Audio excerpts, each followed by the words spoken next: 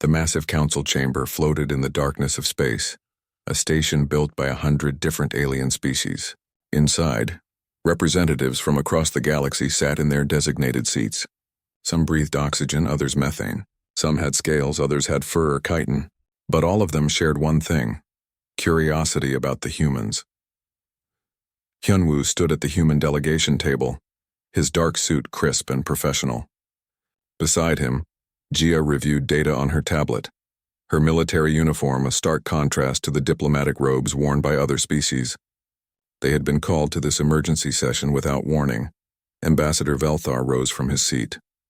The insectoid alien's multiple eyes gleamed under the chamber lights. His translator clicked and hummed as he spoke. "I raise a question that has troubled my people for many cycles. The humans have been part of our galactic community for 200 years.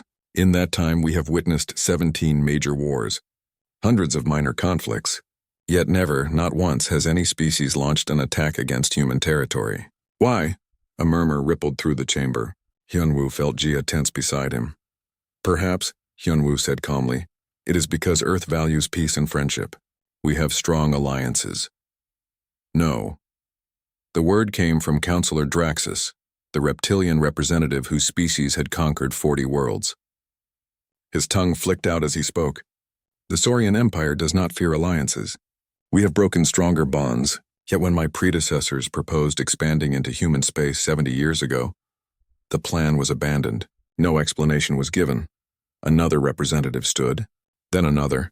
Soon a dozen voices filled the chamber, all asking the same question in different ways. Why did no one attack humanity? Hyunwoo noticed something odd. The older species, the ones who had been in space for thousands of years, remained silent. They watched with what looked like fear in their various eyes. Jia leaned close to Hyunwoo and whispered, "Something is wrong." "They know something we don't." Velthar's voice cut through the noise. "I have spent 5 years researching this mystery. I have found evidence of trade disputes with humans that ended suddenly, territorial violations that went unpunished, and most strange, we discovered ancient warning beacons in human space. These beacons predate human space travel by thousands of years. They all carry the same message: stay away." The chamber fell silent. "Who built those beacons?" someone asked. "We do not know," Velthar said. "The language is old, very old, but we translated enough to know they warn of danger in the Sol system." Hyunwoo felt his mouth go dry. He had never heard of any beacons. Earth's government had never mentioned them. He glanced at Jia, who looked equally confused. "Ambassador Hyunwoo," Velthar said, turning to face him, "what can you tell us about these warnings?" "I have no knowledge of any beacons," Hyunwoo said honestly. "Earth discovered faster than light travel on our own.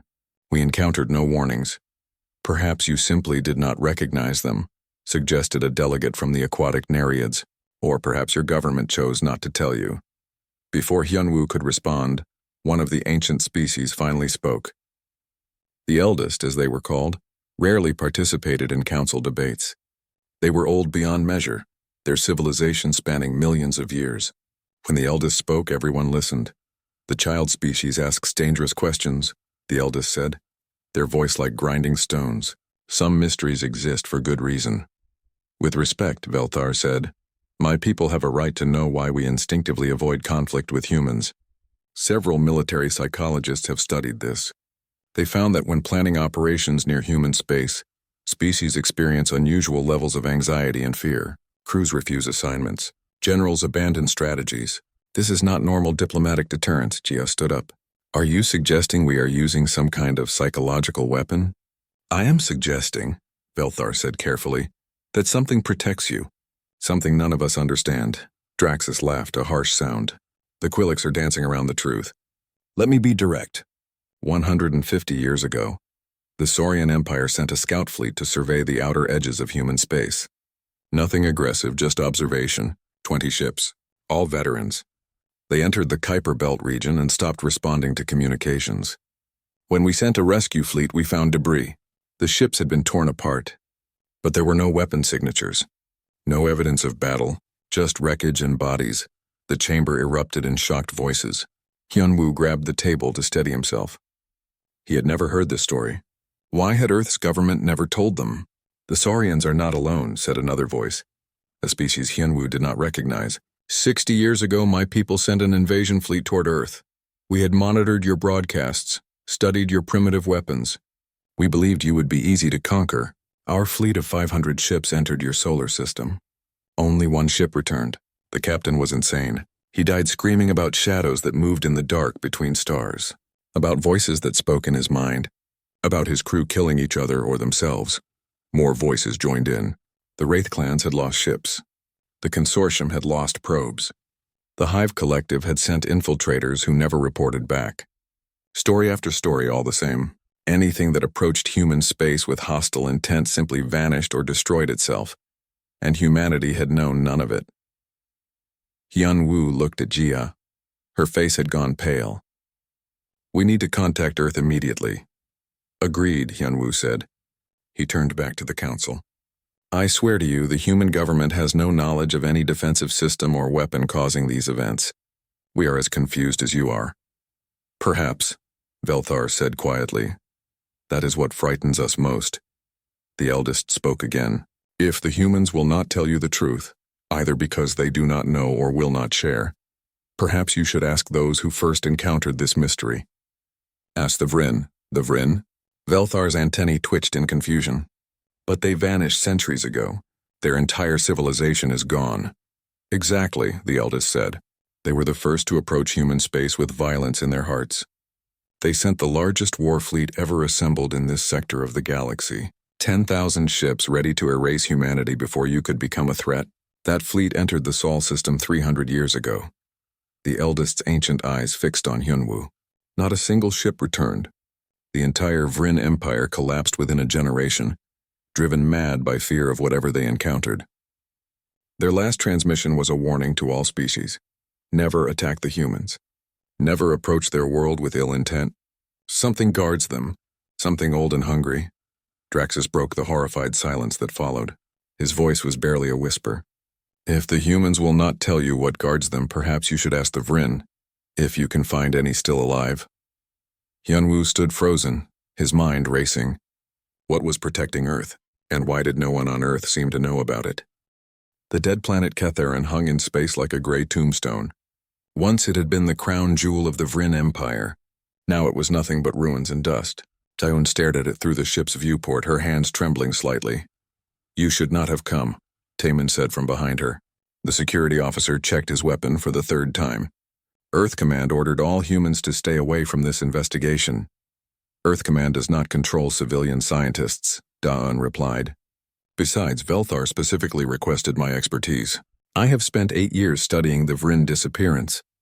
If anyone can make sense of their records, it is me. The ship shuddered as it entered Ketharin's atmosphere. What little remained of it anyway? The planet had been dead for 3 centuries. Whatever had killed the Vryn had been thorough. In the cargo bay, Velthar was briefing his team. Besides Daeun and Taemin, there was Crix, a young Quillic scientist eager to prove himself. The insectoid's enthusiasm reminded Daeun of her younger self, before she had learned what happened to civilizations that asked too many questions. The Vryn left behind several archive facilities, Velthar explained.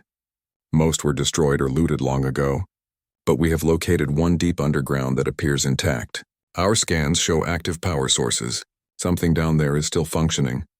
After 300 years, Crix asked, his mandibles clicking in excitement. The technology required for that is incredible. The Vryn were an advanced species, Daeun said quietly. Before they vanished, they had weapons that could shatter moons. Ships that could fold space. They were the dominant military power in this entire sector. Then what happened to them? Crix asked. Daeun met Velthar's eyes. That is what we are here to find out. The landing was rough. Ketharin's surface was cracked and broken, as if something had tried to tear the planet apart from within. Strange crystalline formations jutted from the ground, formations that no geological process could explain. Taemin kept his weapon ready as they descended into the ruins. The Vryn had built their archive deep underground, protected by layers of armor and shielding. But the doors stood open, hanging off their hinges. Something broke in, Taemin observed, or broke out. They found the archive chamber at the bottom level. Holographic displays flickered to life as they entered, responding to their presence. Daeun's breath caught. The room was filled with data crystals. each one containing centuries of Vryn history. There. Velthar pointed to a central display. That terminal is still active. It appears to be showing the last recordings made before the facility was abandoned. Daun approached the terminal carefully. Her hands moved over the ancient controls, translating the Vryn script. She had studied their language for years, dreaming of this moment. Now that it was here, she felt only dread. "I am activating the final logs," she said. The hologram flickered, then resolved into the image of a Vryn commander. The alien was tall and elegant, with crystalline skin that reflected light in beautiful patterns. But his eyes held terror. "This is Commander Zalteth of the Grand Fleet," the recording began. "We have made a terrible mistake.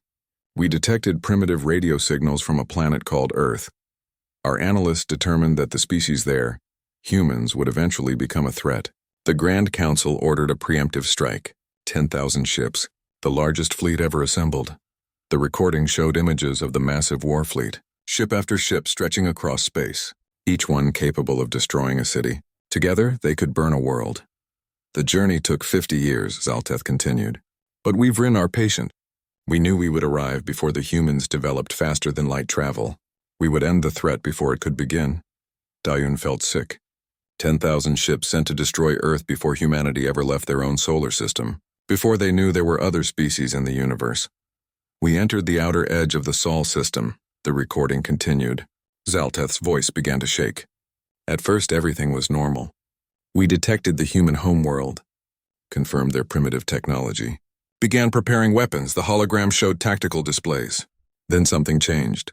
The displays began showing error messages, crew reports of strange sensor readings. Ships began reporting unusual phenomena," Zalteth said.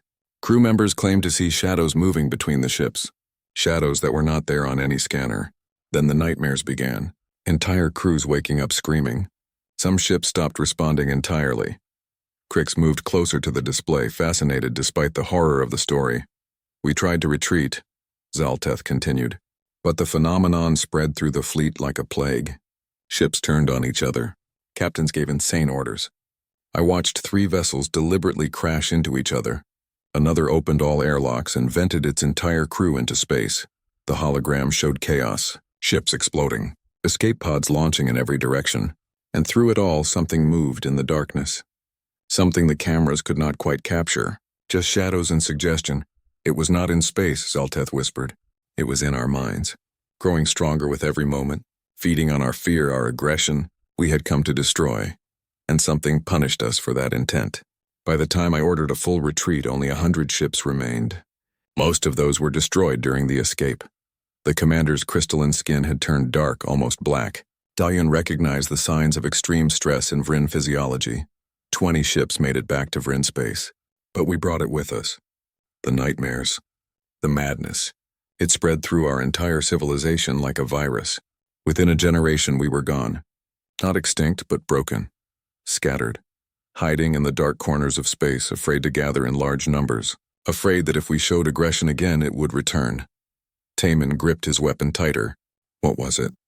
What attacked them?" The recording continued.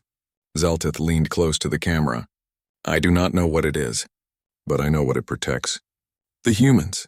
We tried to harm them, and something ancient responded. Something that exists in the space between spaces, in the dark where light cannot reach." The hologram flickered. "I am recording this as a warning to all species. Never approach Earth with violence. Never threaten humanity. They are not alone. They have a guardian, and that guardian is not merciful." The recording changed. It showed Zalteth's final moments. Behind him, shadows moved. Shadows that seemed to have substance and purpose. The commander turned to face them, his expression one of absolute terror. "They are not in the ships," he screamed.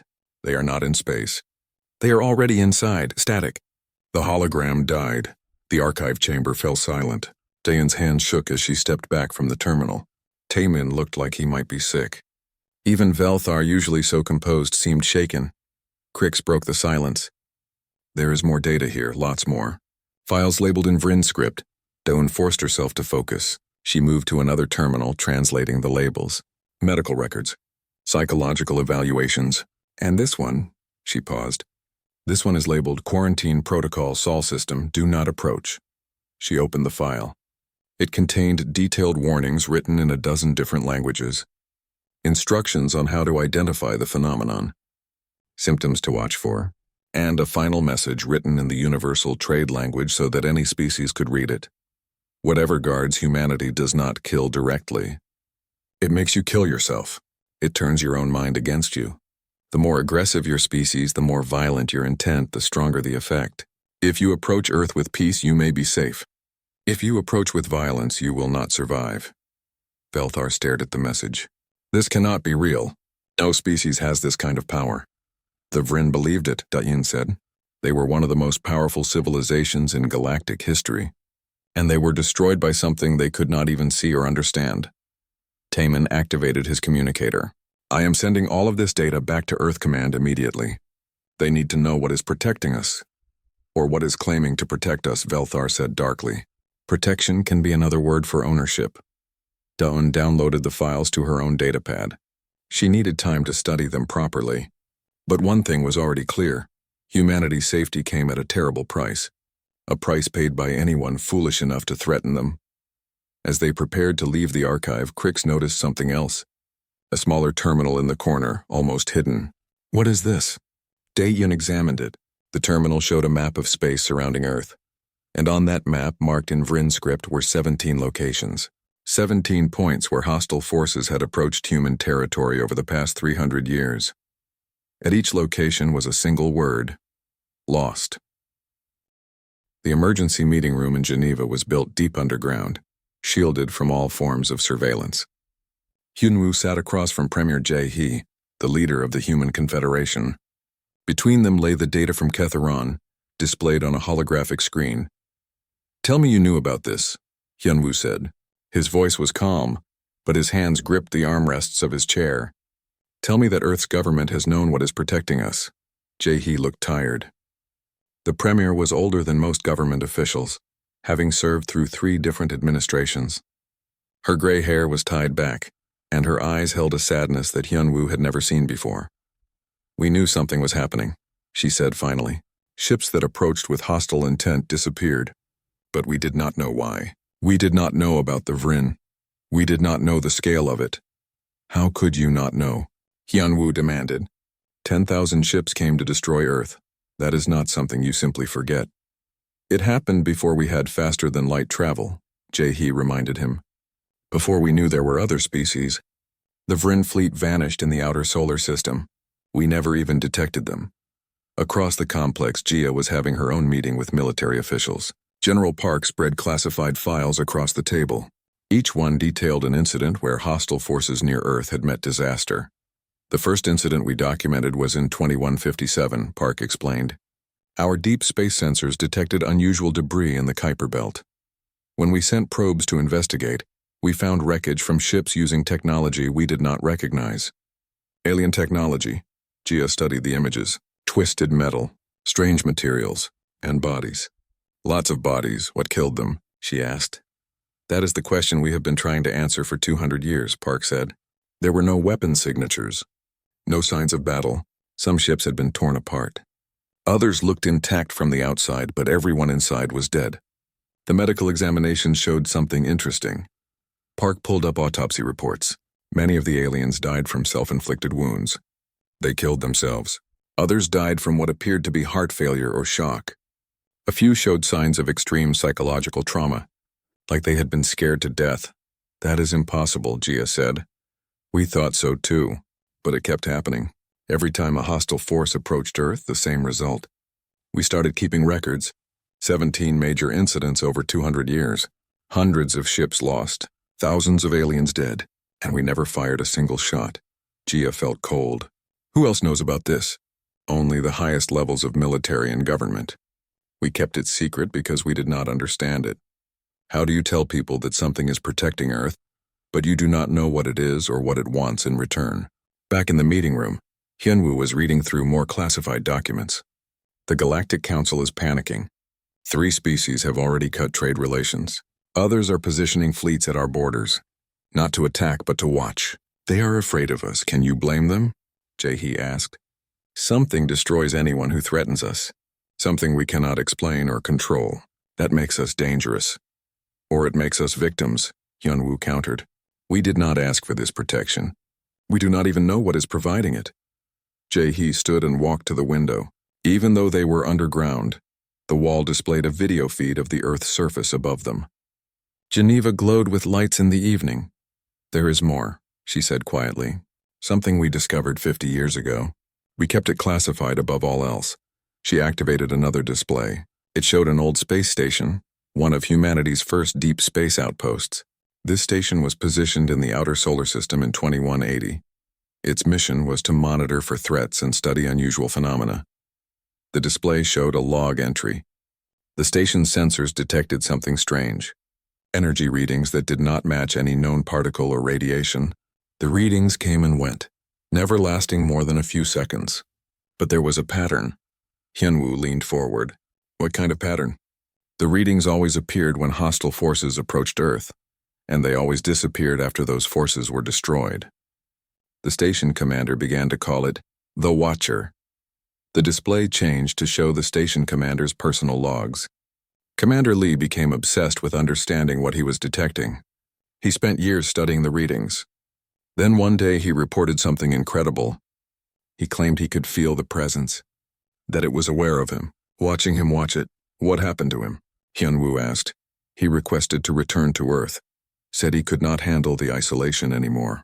But before he left, he recorded a final message. Jae-hee played the recording. Commander Lee appeared on the screen. He looked exhausted with dark circles under his eyes.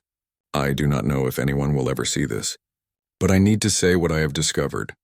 There is something in the dark between planets. Something old. I have been studying it for 5 years and I finally understand. It is not protecting Earth, it is protecting its investment. Lee's hands shook as he continued. When humanity first achieved faster-than-light travel, we did not just break the laws of physics. We broke through into somewhere else, somewhere that exists outside normal space, and something from that place followed us back. It has been here ever since, watching humanity, studying us, and defending us from anything that might end its study early. The recording ended. Hyunwoo sat back, his mind racing. Where is Commander Lee now? He died 20 years ago, Jae-hee said. But before he died, he told his family something. He said the entity was not malicious, just curious. Humanity interested it. We were something new and strange, and it wanted to keep us alive to see what we would become. Jia arrived at the meeting room with General Park. She carried a box filled with physical files, things too sensitive to store digitally. Show him, Park said. Jia opened the box and spread photographs across the table. They showed debris fields from 17 different incidents. Each one told the same story. Ships destroyed from within, crews dead by their own hands or from terror. We collected escape pods from several incidents, Jia explained. Inside we found messages. Warnings scratched into walls or written in blood. The aliens who survived long enough to escape all said the same thing. They felt something enter their minds, something that amplified their fear and aggression until they could not control themselves. She pulled out one photograph. It showed the inside of an escape pod. On the wall, written in alien script that had been translated, were the words, "It was in our heads. We brought it with us. Do not seek them. The entity does not kill directly," Park said. It causes psychological warfare. It turns the victim's own mind against them. And the more aggressive the species, the stronger the effect. It is the perfect defense. The more violently someone attacks, the more violently they destroy themselves. Hyunwoo looked at Jae-hee.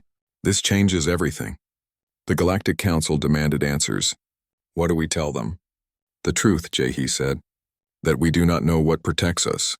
That we have no control over it, and that we are as frightened as they are. They will not accept that, Jia said. They will demand we find a way to contain or control this entity. Or they will quarantine human space completely, cut us off from the galaxy.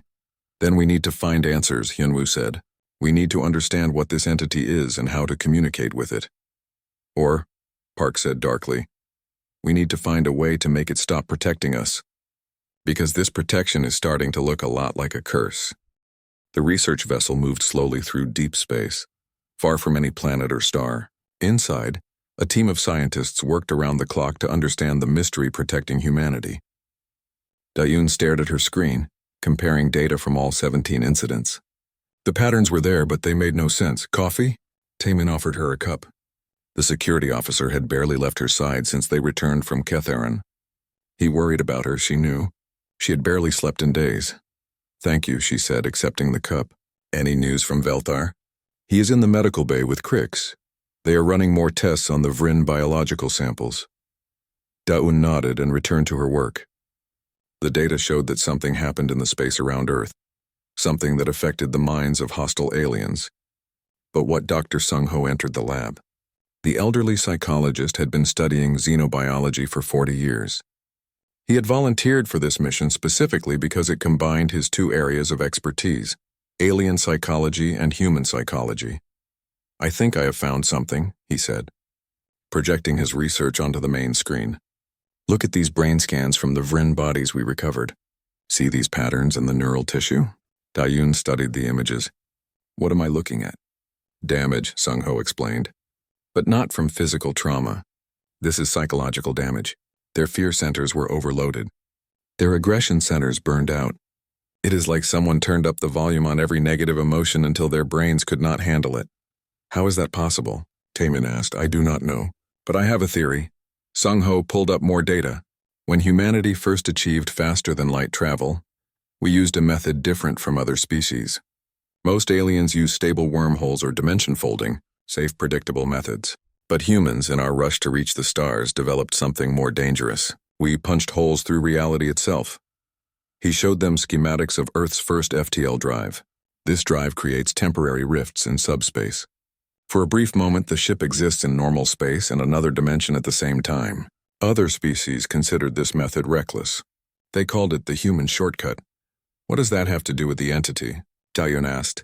"Everything," Sung-Ho said. "What if when we first used this drive we did not just travel through space? What if we opened a door to somewhere else? And what if something from that place noticed us?" Velthar entered the lab with Crix close behind. The Quillic scientist looked excited. "We found something in the biological samples. Traces of exotic particles that should not exist in normal space." Crix displayed the data. "These particles only appear in subspace, the dimension between dimensions. But we found them in the tissue of the Vryn who died near Earth. Someone or something from subspace affected them."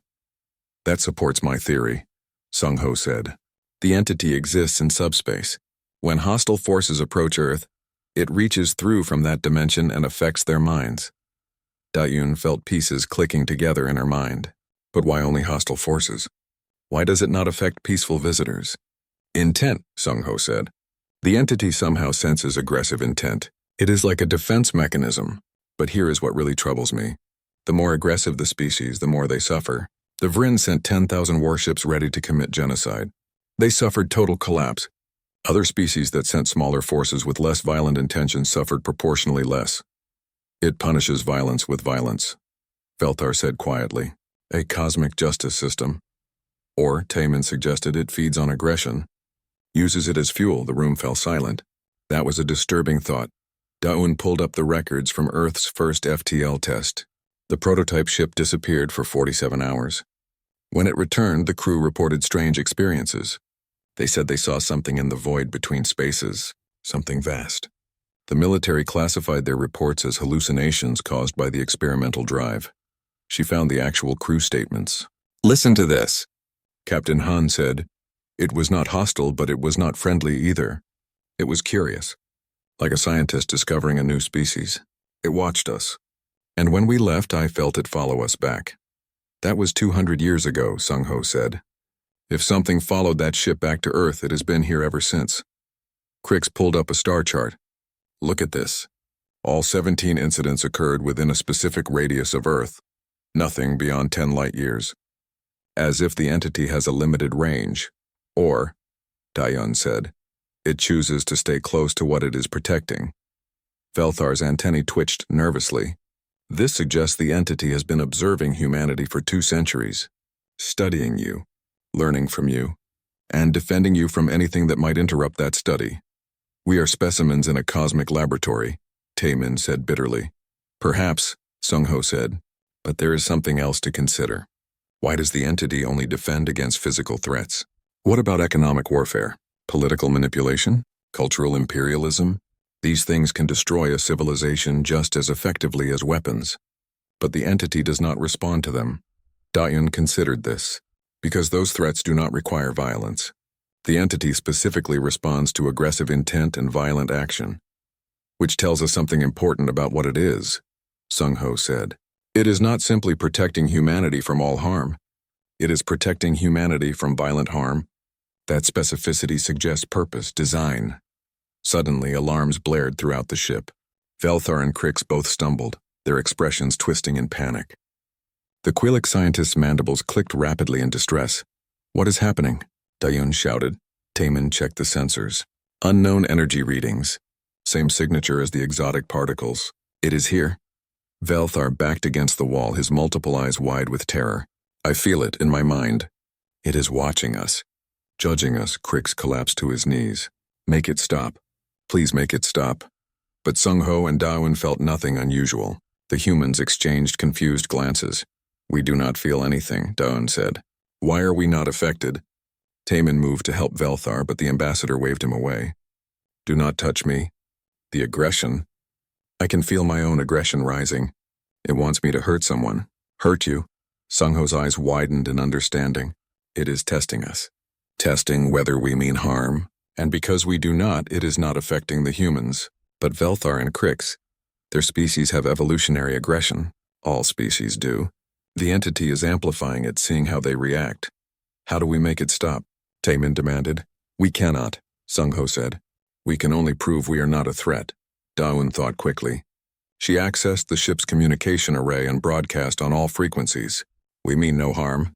We are here to understand, not to attack. We seek knowledge, not violence. Please stop hurting our friends. For a long moment, nothing happened. Then the alarm stopped. The energy readings faded. Velthar and Crix slowly relaxed, their panic subsiding. It heard you, Velthar gasped. It understood. And it stopped. Crix was shaking. I felt it in my mind. It was not words. It was emotion, curiosity, and something else. Loneliness. Loneliness, Dayun repeated. It has been alone for a very long time, Crix said, existing in the dark between spaces.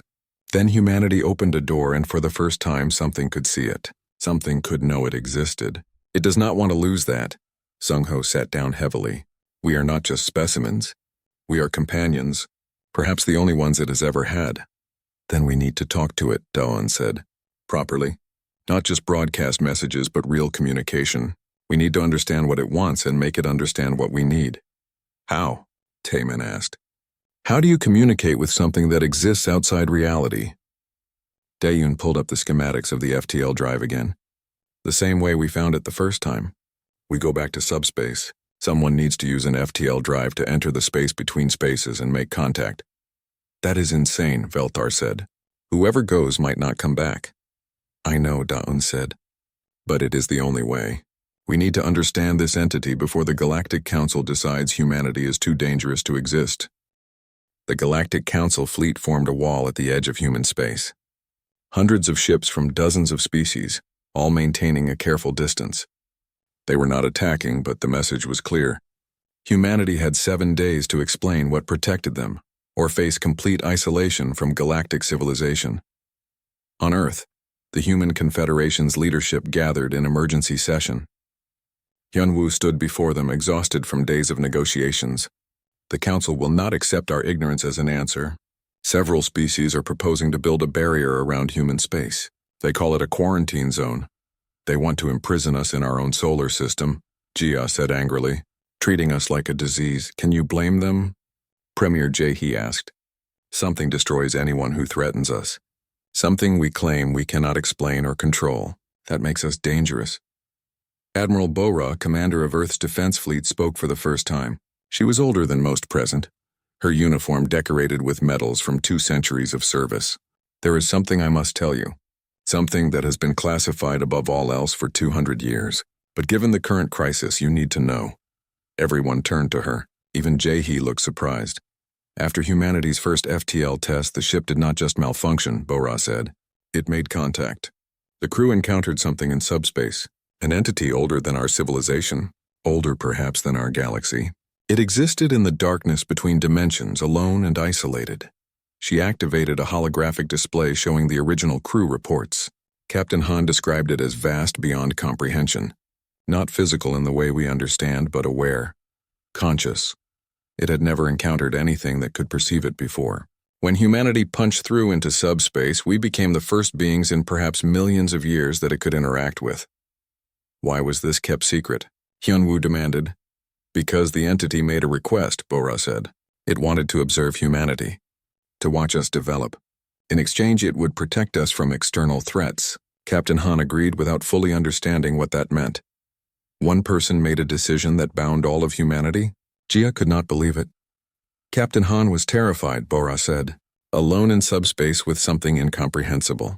He agreed to anything to get his crew home safely. The entity kept its word. It has protected us ever since. But the price is that we cannot leave its sight. It feeds on our aggression, our fears, our growth as a species, not in a harmful way, but like a scientist studying a fascinating specimen. Jae-hee stood abruptly. And you have known this for how long? I learned the truth when I became Admiral 30 years ago. Only the highest military commanders are told. We kept it secret because we did not know how to break free. Every attempt to communicate with the entity failed. Until now, she looked at Hyunwoo. Da-Yoon's research has given us the first real understanding of what we are dealing with. And she has proposed a way to make contact properly. The door opened and Da-Yoon entered with Sung-ho and Tae-min. Behind them came Velthar, representing the Galactic Council's observers.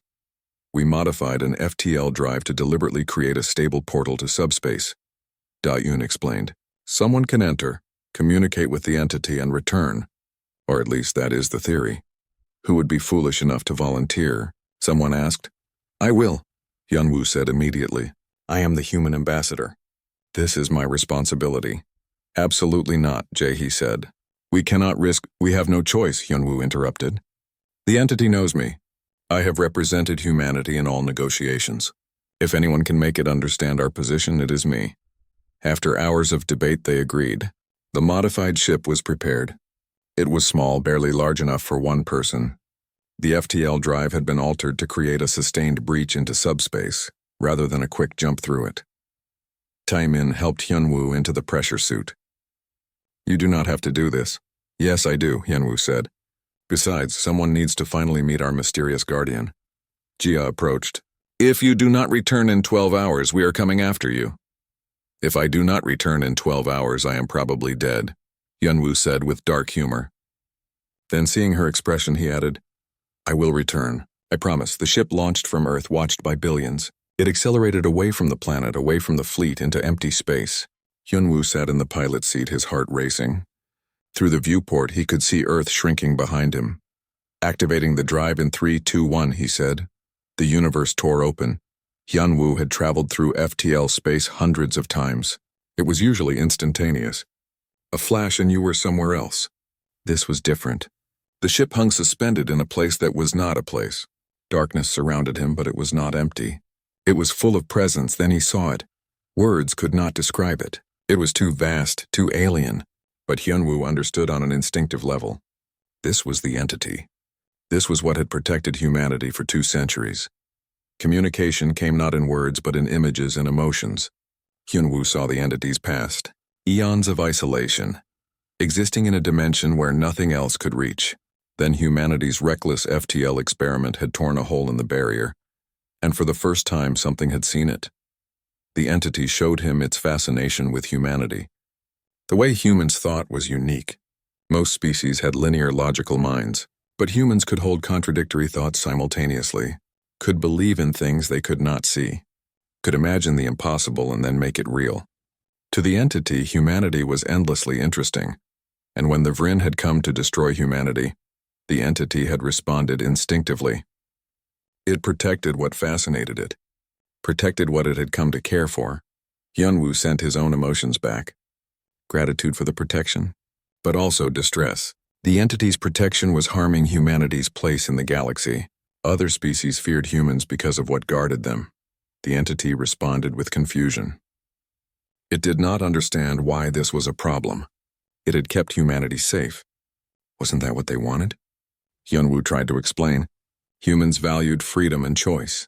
They wanted to stand on their own, not rely on an invisible guardian. They wanted to be part of the galactic community as equals, not as protected specimens. The entity's emotions shifted.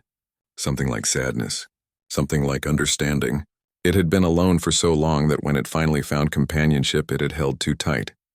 It had not considered that its protection might also be a cage. Hyunwoo felt the entity's fear of being alone again, fear of humanity rejecting it after everything it had done. He sent reassurance. Humanity was not rejecting the entity, but they needed the freedom to face threats on their own, to make mistakes and learn from them. The entity could watch, could be there if humanity truly needed help, but it had to let humanity choose when to ask for that help. For a long moment, the entity considered. Then Hyunwoo felt its agreement, but with a condition. The entity wanted humanity to understand what it truly was. Images flooded Hyunwoo's mind. He saw humanity's first FTL test from the entity's perspective. He saw the rift open and something pass through, not from the entity into our universe, but from our universe into subspace. The entity showed him the truth. It was not a separate being that had chosen to protect humanity. It was an echo of humanity itself. When Captain Han's ship had breached into subspace, human consciousness had touched that realm. The hopes, fears, dreams, and nightmares of billions of humans had left an imprint. That imprint had taken form, becoming aware in the strange physics of subspace. The entity was humanity's collective unconscious, given life and power. It protected humans because it was made from humans. Every act of aggression it punished was humanity punishing its own aggressors. Every ship it destroyed was destroyed by humanity's own fear made manifest. Hyunwoo's mind reeled. They had not found something in the void. They had created it. The entity sent one final message. It would honor Hyunwoo's request. It would only defend humanity when explicitly called. No more automatic protection. Humanity would face the galaxy on equal terms, with all the risks that entailed. But if humanity ever needed help, truly needed it, they only had to ask. The entity would be waiting. Then the connection ended. Hyunwoo found himself back in normal space, his ship drifting near Earth. 12 hours had passed in an instant. Communications channels exploded with voices. Jia, Jae, Timin all asking if he was alive. Hyunwoo took a moment to catch his breath, then responded, "I am alive, and I have much to tell you." 6 months later, Hyunwoo stood before the Galactic Council once more. This time his message was different. He explained what the entity was, what it had agreed to, and what it meant for humanity's future. "We did not ask for a guardian," he said, "but we created one from our own consciousness. It has protected us, yes, but that protection ends now. Humanity will face the galaxy on our own terms. And if we choose to attack you," one council member asked, "to test if this entity will truly stay neutral?" "Then you will face humanity," Hyunwoo said calmly. "Not our guardian, just us. And you can decide if that is a fight worth having." The council debated for hours. Finally, they agreed to lift the quarantine. Humanity would be welcomed back as full members of galactic civilization. But the memory of what had protected them would not be forgotten. Hyunwoo returned to Earth changed. He sometimes saw things others could not.